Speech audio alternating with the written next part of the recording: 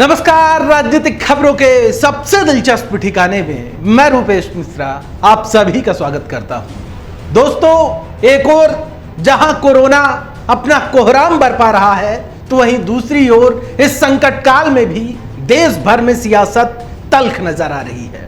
दरअसल कोरोना के मामलात पर भारतीय जनता पार्टी और कांग्रेस पार्टी अब एक दूसरे पर आक्रामक है, हमलावर है और कोई भी मौका नहीं छोड़ रहे हैं।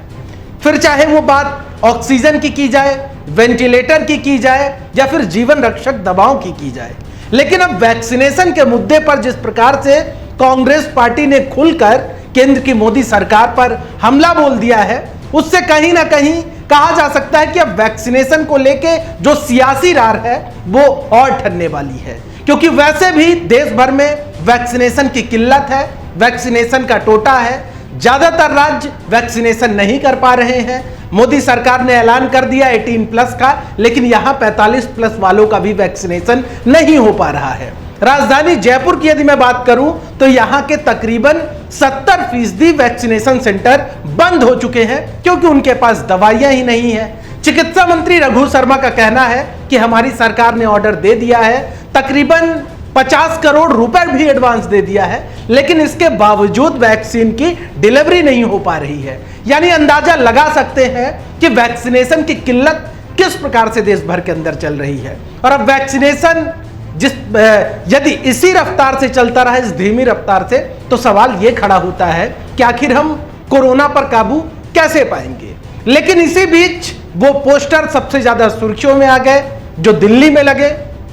दरअसल दिल्ली में कुछ लोगों ने अलग अलग इलाकों में एक पोस्टर लगा दिए केंद्र की मोदी सरकार के खिलाफ। उन पोस्टरों में लिखा हुआ था कि मोदी जी, आपने हमारे बच्चों की वैक्सीन विदेश क्यों भेज दी।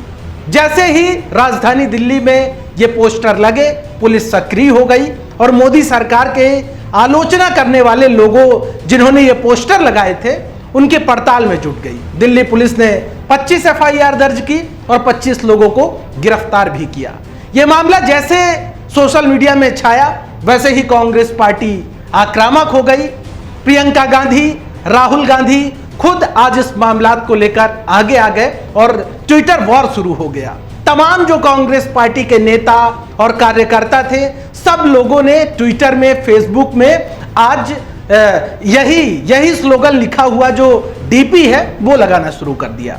यहां तक कि राहुल गांधी और प्रियंका गांधी ने भी आज अपने ट्विटर हैंडल में डीपी चेंज कर दी और यही लगा दिया कि नरेंद्र मोदी जी, आपने हमारे बच्चों की वैक्सीन विदेश क्यों भेज दी। इसी के साथ साथ राहुल गांधी ने कैप्शन लिखा कि नरेंद्र मोदी जी, हमें भी गिरफ्तार करो, जिसको लेकर तमाम कांग्रेस पार्टी के नेता, देश भर के नेता प्रियंका गांधी और राहुल गांधी की इस मुहिम के साथ आकर खड़े हो गए।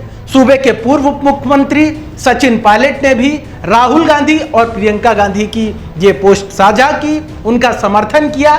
लेकिन सवाल यह है कि इस संकट काल में जिस प्रकार से दौरे सियासत चल रही है वो थमेगी कब, क्योंकि यह बात किसी से छिपी नहीं है कि वैक्सीनेशन का जो टोटा है, वैक्सीनेशन की जो किल्लत है, वो लगभग सभी प्रदेशों में है। ऐसा नहीं है कि सिर्फ राजस्थान में वैक्सीन नहीं है, मध्य प्रदेश में भी वैक्सीन की किल्लत हो रही है।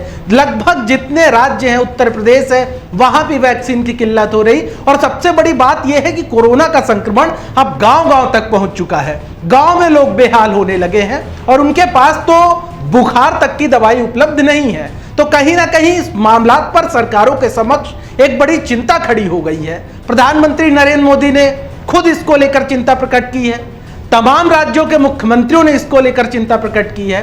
और जाहिर तौर पर ऐसे माहौल में जब संक्रमण का ग्राफ इतनी तेजी से बढ़ रहा हो और वैक्सीनेशन ही ना हो पा रहा हो देश और प्रदेश के नागरिकों के लिए, यह जाहिर तौर पर केंद्र सरकार के लिए बेहद चिंता का विषय है। अब यह बात अलग है कि सरकारें ये दावा करती रहें कि अगले 2 महीने में 10 करोड़, 20 करोड़, 100 करोड़, 200 करोड़ वैक्सीन का डोज उपलब्ध हो जाएगा, लेकिन अभी तो नहीं है। आखिर सरकारों ने इसके लिए व्यवस्थाएं क्यों नहीं की थी? यह जाहिर तौर पर कहीं ना कहीं केंद्र सरकार के प्रबंधन पर प्रश्न चिन्ह खड़ा करता है कि आखिर केंद्र कि सरकार ने ऐसा मैनेजमेंट क्यों नहीं किया कि लोगों को वैक्सीन को कमी नहीं पड़ती।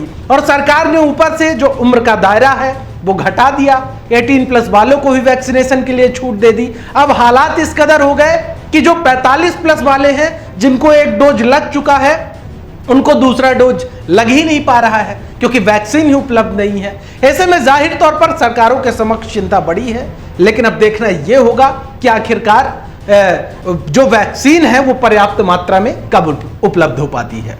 दोस्तों, कल फिर हाजिर होंगे सियासत की एक दिलचस्प खबर लेकर। तब तक के लिए नमस्कार।